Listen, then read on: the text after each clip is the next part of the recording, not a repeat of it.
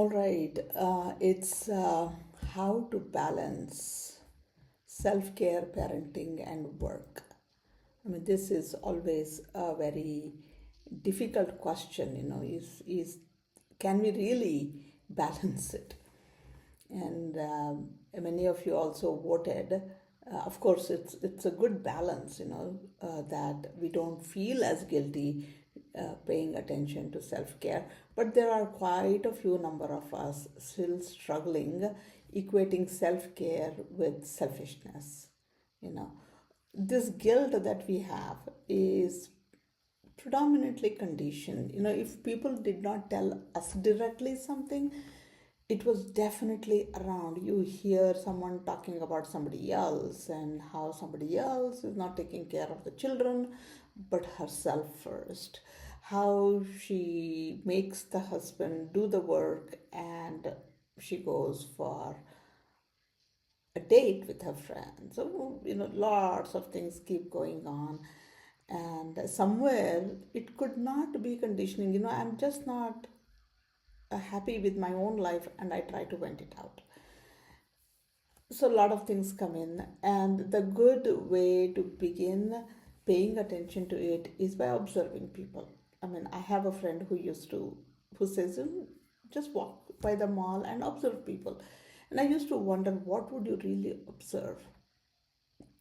But I started doing it. Now, some people are very firm on self care. My XYZ needs come first. And they do it very confidently, and somehow, even the very rigid in laws people around them accept it. I mean, that's amazing. Something that I was afraid of, and suddenly I see someone else doing it and it's accepted. Now, what's the difference between me, the same things maybe, and what the other person did? It was the confidence with which I carried out. I said, this is my need, and it's not going to take me a whole day. That's the difference between being taking self care and being self obsessed. It's me and me only. I need to have the food this way. I need this much time to get ready. I need to put this first in my way. Only then will I come out to you. There are people like that also, and that's it's a good to observe. No judgment, no labeling or blaming them. It's only what is it that is working in them that I may want to adopt, because somehow I'm not having that courage to take the stand. I'm too much into pleasing people to be able to take that stand. And typically, it is that, I want to be sacrificing, I want to be appreciated. That's again a deep down belief that I'm not good enough. That's again part of conditioning. So let's work on that part. Caring for myself is not abandoning others. Keep that keep that statement. Caring for myself doesn't mean I'm ignoring my children, my spouse, my in-laws, my neighbors. I just care for myself. Care enough to be able to say no. It's not like, oh, I don't want to get into argument, I do not have the ability to explain in detail, let me just take it. And then that you cringe for it.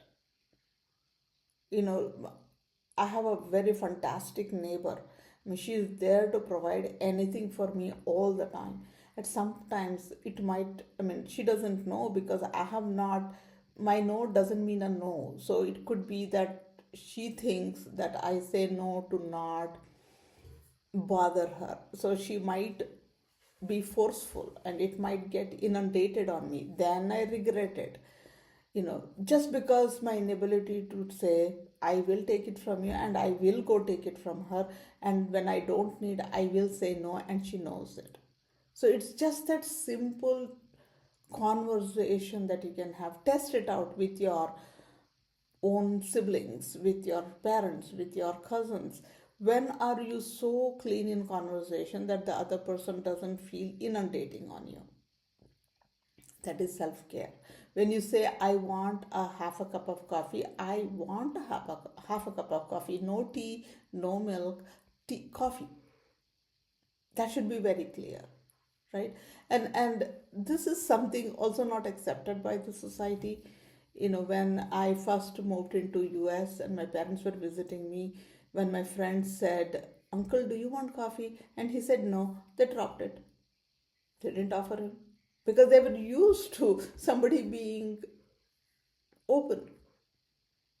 And in Indian context, that is not so. We need to offer them something else and something else. And in my mind, I'm thinking, oh my God, really? Do I want to make one sugarless coffee, two regular coffees, one sugarless tea, and one lemonade? You know, if I enjoy it, maybe, but if I'm not enjoying, then somewhere I need to care for myself and say, well, I have coffee. I can make it sugarless or without sugar. More milk, more strong. I can do it. But don't go into offering something else. That is self care. It is not about self obsession. It is somewhere that you also want to sit and enjoy with the people who are visiting you, right? But somehow, the Indian host in me wakes up and he says, you have to be the best host, offer the best coffee, offer the best meal. And then I cannot even take the compliments because that's not nice, right? So all of these kind of get messed up. Begin observing people who you admire and how do they politely decline. And people don't take offense either. People say, yeah, when we go to her house, she offers the excellent coffee, variety of the strong, the flavored ones, but that's it. And that's okay, right? Because that 30 seconds of holding up, when you're tempted to offer variety, just hold up. And then you see people. I mean, I don't want to say people are aligning, but they begin respecting. All of us want to be like that. All of us want to be able to say no, to be part of the game, to enjoy, to withdraw when I don't feel like sitting there anymore. And I have been myself in that situation so many times. So yeah, yeah, yeah, come over. When they come over, I'm like, oh my God, when are they leaving? Will they leave early? Again they want coffee, right? So just don't get into it. Just say, I need to take a 30-minute break. I'm going to go and come back. And yeah, they may talk about it because they're not used to it, but somehow they start feeling the comfort, you know. So it is, self care is self respect in action. And this is the crux of it. When the self care becomes a priority, we know children learn by imitation. They look up to us. They need a adult worthy of authority, worthy of love, worthy of imitation. And if I, as their parent, can be that, they begin to self respect themselves. They begin to take care of themselves in small ways to begin with. And then would parenting become a burden? Some of the families, we don't even know how children grew up. They had no Rubicon crisis around 9. They did not have any teenage breakdowns. They did not like create a mess when they were 18, 19, whatever. I mean, it seems like, we all just grew up together as friends. And there are some households where, my God, every drop of the hat is a problem. I mean, hot rice is a problem, breakfast is a problem, the kind of clothes you wear is a problem. Because somewhere the children are reflecting the attitude and the gestures that I carry within me. When I'm rushing around, putting others first, and forcing my children also to play along with me because the only support I can get when there are visitors in the home is from the children, I'm making them, forcing them to do, then there is an aversion. Next time I invite people, they're like, I cannot be home, and then there is an argument for it. So, self care is one thing that will fix you at workplace, at parenting, at any situation that you may end up with. Just be aware that you cannot, it's not like 24 hours is what I have, 8 hours is what I sleep. So I have 16 hours and I have parenting to do, I have self care to do, I have work to do. So divide equally, won't work. Because work, I'm spending a good chunk of time there. Especially, I mean, even work at home. Even work at home. If I want to maintain it well, then there is a substantial time. Children, I have during shorter windows, maybe an hour in the morning, maybe a couple of hours in the evening at the most. So, what I do during those times becomes extremely important because they're looking up to me. That's like a nourished parent. You need to be nourished well so you can nourish others. There is this rituals in families that I will not eat until my children have had it, my husband has had it, my in-laws have had it. One time I was in a session, then I was telling these ladies, don't you hide and eat in the kitchen on the pretext of tasting it because you're tempted or you're hungry, but you cannot technically eat before offering it to the in-laws. And they were all giggling, because that's truth. I mean, can I just say I'm hungry now and eat? And it is awkward though. When I first got married, went into my in laws were like so generous. They're like, if you're hungry, eat. I'm like, what? Really? Can I just eat? Will you all not come? They said, no, no, no. We have like, they had their own rhythm of the day. They never had breakfast. So it was lunch. And it, it gave me that freedom, but exercising that freedom also is a guilt. Not for all of us, but we go through those, people like me also in these situations. So somewhere I need to nourish myself so I'm available to nourish anybody who is dependent on me, right? So when I begin caring for myself, I understand that others also have a need to care for themselves. So I don't inundate myself on them, like when I visit them or when we go out together, so they don't have to pretend to care for me, right? So there is this fine line between caring and too much of caring or dependency. And there is a fine line between self care and self obsession. So I need to kind of work that, and only when we try that will we be able to know what is right and what is not. So establishing that balance is like a tightrope, and we will make mistakes of going to the extremes, sometimes too much of self-care, sometimes too much of others care, and then over time reflect, come back, reflect, come back, reflect, come back, and establish that balance. And that doesn't mean once I establish it, it will stay like that. Yeah, sometimes I have to give in. Sometimes I need to become selfish because nobody is worrying about my children, and projecting it in the future, that I may say that people are visiting and I cannot say people to not visit, it's exam time, it will disturb my children. But how do I say? And then I suffer, and children suffer, and it's a long term scar if things don't go well. So somewhere I need to be able to take that stand and say, hey, you know what, can you come a week later? Because this is the time when I need to be paying attention to the children. And people may not like it, but that's okay. People who really need are helped, right? So I cannot say, and this is true in many of the house joint families, that let the children study in the room, we will have fun outside. Won't work. I mean, they're children, right? If I as an adult is unable to adjust, how will children adjust, right? So somewhere you'll have to take a strong step at that time. I need to have some kind of a courage, and that again comes from taking care of myself. When I see taking care of myself is important, it is called as ethical individualism. It's not like totally individual in nature, but it is I take care of myself first, no doubt.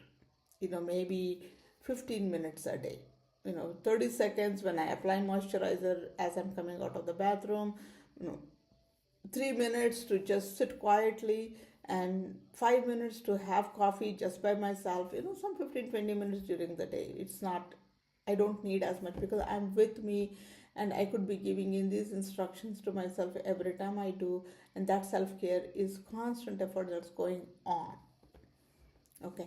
Then comes this 3 hour window that I have with my children. How can I be during that time? Is cooking variety of meals and providing everybody right on dot, ignoring children, is that more important? Or is it sitting down with the child for 5 minutes patiently with settled feeling? Is that more important? Try it once a week. Begin with once a week, one meal a day. See the difference, right? When you send off children with this calm gesture, maybe not variety of food, maybe not in your best clothes, maybe not in your best relationship with people around you, but children walk off quietly, silently, and you are settled. You come back home and you can rush the next 30 minutes to put everything else together. Don't aim to be the superstar of the family, that you got to do everything. House has to be immaculate. House has to be perfect and presentable to anybody, everybody who walks in now. To whatever extent, don't have clutter, don't add on things so you have to clean a lot of things, but with what you have, you definitely can do the best job, and then maybe get help. I had one friend, when she was working full time before COVID, it had to be that she had to be out of the home. She had a maid to stay till 6 o'clock, and she would walk in rushing, scrambling at 6. And then the minute she stepped in, the house help would step out, and she would be so stressed. Then kids would all pounce upon her, and she had nothing left in her to give it to the children. So she was guilty at work because she was already trying to wind it up there and rush and leave in time so she could reach in time before the maid left. Lot of these added up, piled up, and children did not feel her presence as though she was home. So we were just talking one time, and I said, why don't you ask the maid to stay 15 minutes longer? Get the cooking started for you, make you a cup of tea, and maybe something for children to also drink. All of you sit together, have that cup of tea, and then get into something with children. That transition time is required from when I stop one activity and get to the next activity. When we transition well with that attention on the self care, then things start falling out beautifully. Children cling to us because they're afraid that they may not get enough of me. Children ignore me because they know that they cannot get my attention at all. Somewhere work is important, or that phone call with your mother is important, or making that special dish is important. Yeah, if the special dish is for the child, involve the child with you. But if it is for a friend who is visiting you later that evening, then the message I give to the child, I mean, if it is happening once in a while, it's still okay. But if it is my regular personality, temperaments also drive us. I'm the kind of hyper person, and I'm hyper all the time and not caring for self. And I get angry at you when you start taking care of yourself. You will see a lot of these conflicts between spouses because one of them is this hyper kind, other one is little laid back. The laid back one is also, I mean, they don't have to be indulging in self care, they could also be kind of lost. But if the one who is indulging, taking care of self, the other one is getting so anxious and angry because I cannot tolerate somebody else taking care of themselves either. So if I put this in proper perspective, and if I begin practicing it on daily basis, I begin feeling more energized, more nourished, more balanced. more at the best version of myself. This is the best lesson that I can get for myself in this life, because everything else depends on it. I'm like that balancing pillar. It's the presence over quantity that matters. Am I present now? Even if I have 30 minutes with my children, am I present fully with them? Without this constant chatter that's going on, I need to be doing that, I need to be calling this person, I need to send out this invite, I need to send out this regret for not attending, whatever. There's so many things, so many things. Do we really want them? Can we say no to some of them? And that's a conscious decision I need to be doing moment by moment. Yesterday I had some free time. I was like so tempted to call my mother. I said, okay, let me. Usually I call her in the evenings on my walks, but I have time, so let me surprise her. I said, no, Shubha, no, no, no, no, no, no. You got this time so you could pay attention to yourself. What is it that you have been wanting to do that you are not doing? Don't try to fill up the time and to please somebody. I mean, though that somebody is my own mom, but I do have, I mean, that's a rhythm. And I'm struggling really hard to establish that rhythm. My mornings are set now because of this session. But during the day, I give in because I don't care for myself enough. But when I do, I make rhythm my priority, right? So I'm not aiming to be perfect. I'm aiming to survive. I mean, if you really sit, take some time out, sit and look at what's happening in your life, we are barely, barely living. We are accomplishing a lot in the outside world. I have enough money, enough friends, enough things to show off, but within me, I'm a wreck.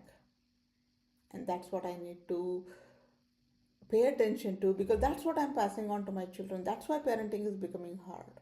That's why I'm guilty at work, right? And then I'm doing all of this, giving away, giving away, giving away myself. It's like the crack on the windshield. A small crack I don't see, and the windshield does not like fall flat. It takes in lots of cracks, and eventually the cracks are so many that you cannot even see through it. Life becomes cloudy. There's no clarity, right? I'm spending all my time and energy in managing external judgment, and I'm shouting at people around me, don't you understand me? I'm doing so much. And then one question comes in, who asked you to do all of this? And then I break down, truly question it. Who asked me to do? Right? So pay attention to the self care. You come first. For those 30 minutes in a day, 15 minutes in the morning, 15 minutes in the evening, you come first to remain whole so we don't get fragmented. So my thinking, willing, feeling are all aligned. From that wholeness, you can withdraw. You can withdraw and give it to work, give it to family, give it to friends, give it to neighbors, giving to um, some activist kind of things that may be required in the society. Give it to anybody and everybody, but be whole. I mean, this is like soul bath, they call it. It's like the physical bath that I take every day to cleanse myself. I need to have the soul bath to replenish myself, to become whole again and again and again, just like I have my food again and again. I want sleep again and again, right? I get dirty, I need to wash up again and again. That's life. So self care is also that. It's not like once a week I go for a massage and I'm done. Once in 3 months I go for Panchakarma, 5 days resort. You come back and we are back to square one. So your care for yourself is the priority. Then not only you're also setting excellent example for people around you to take care of themselves, especially children. So then the balance automatically restores. Good luck.